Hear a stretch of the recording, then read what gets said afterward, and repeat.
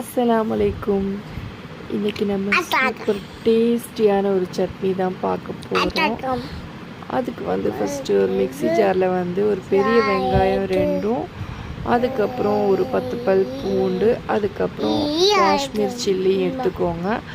அதை ஒரு 2-3 காஷ்மீர் சில்லி தான் நான் எடுத்தேன். அதை எடுத்து நல்லா பிச்சு போட்டு மிக்ஸி ஜாரில் நல்லா அரைச்சிக்கோங்க. ஒரு தக்காளி போட்டு அரைச்சிக்கோங்க, உப்பெல்லாம் போட்டு அரைச்சிட்டு அதுக்கப்புறம் கடுகும் கருவேப்பிலையும் போட்டு தாளித்து நல்லா சுட சுட இட்லியில் பஞ்சு மாதிரி இருக்கிற இட்லியில் அதை அப்படியே சட்னியில் போட்டு நல்லா மிக்ஸ் பண்ணி சாப்பிட்டோன்னா அவ்வளோ சூப்பராக இருக்கும். காரசாரமாக நல்லாயிருக்கும். ஆனால் வயிறு புண்ணாக இருக்கிறவங்க, காரமாக சாப்பிட்டா ஒத்துக்காதவங்க இது சாப்பிடாதீங்க. ஏன்னா நம்ம வீடியோக்காண்டி தான் பண்ணோம். ஆனால் காரம் கொஞ்சம் அதிகமாக தான் இருக்குது. கொஞ்சமாக தான் செஞ்சு சாப்பிட்டேன், நல்லா இருந்துச்சு. ஆனால் இதுக்கு மேலே செய்ய மாட்டேன், ஏன்னா அந்தளவுக்கு காரம் அதிகம். காஷ்மீர் சில்லியாக இருந்தாலுமே காரம் அதிகமாக தான் இருக்குது. நீங்கள் காரமாக சாப்பிட்றீங்கன்னா இதை ட்ரை பண்ணுங்கள்.